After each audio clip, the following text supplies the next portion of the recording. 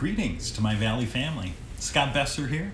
I wanted to share some information with you on an initiative that I'm organizing that looks to bring some encouragement to one particular group in our Lakeville community. I was recently talking with my neighbor Tom about all the events that are happening across our state and our country. And Tom shared with me a conversation he was having with Lieutenant Bill Girl, who's a police officer here in Lakeville. And their conversation was about ways that Tom and his church could help support the police officers here in Lakeville. Lieutenant Girl had mentioned that they had gotten donations of food and some other things, and what he said would really be helpful is if they could get some food for the soul, just by writing notes of encouragement that he could share with the officers. Tom thought it was a great idea, and he shared it with me to say, hey, do you think Valley would be interested in joining in? So I shared it with Pastors Dave and Brad, who shared it with the elders, and everybody agreed that this would just be another great way, like we did with Open Door Pantry, how we've done that, or by the Help in the City's donation drive that we are part of. It's just another way that we can fill our mission as Valley to serve the communities in which we live.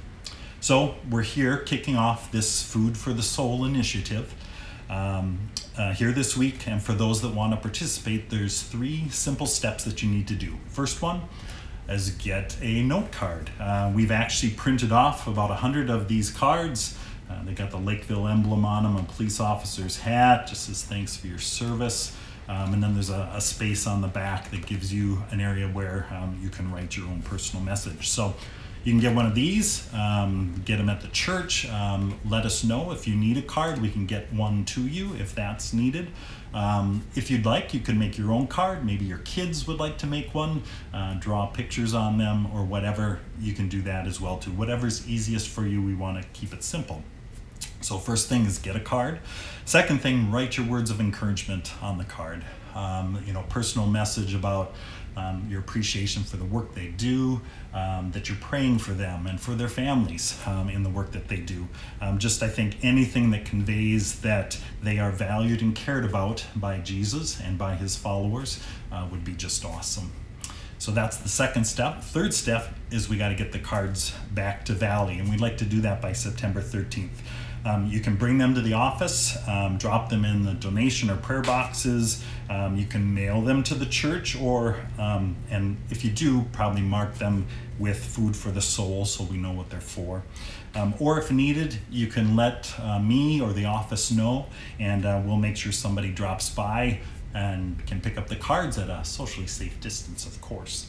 And even if it works best for you, instead of a card, if you would prefer to just send an email to office@valleycc.org, put your personal message to the police officers in that email, and we'll make sure that that message gets placed on one of the cards and passed on to the officers.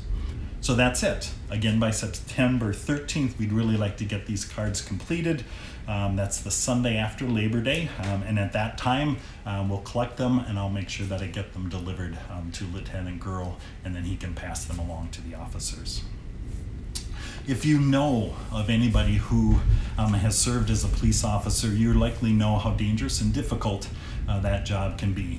Jerry Walker, who was a longtime Valley member and elder, served in Farmington for over 30 years. My brother was a police officer in Elk River for over 16 years.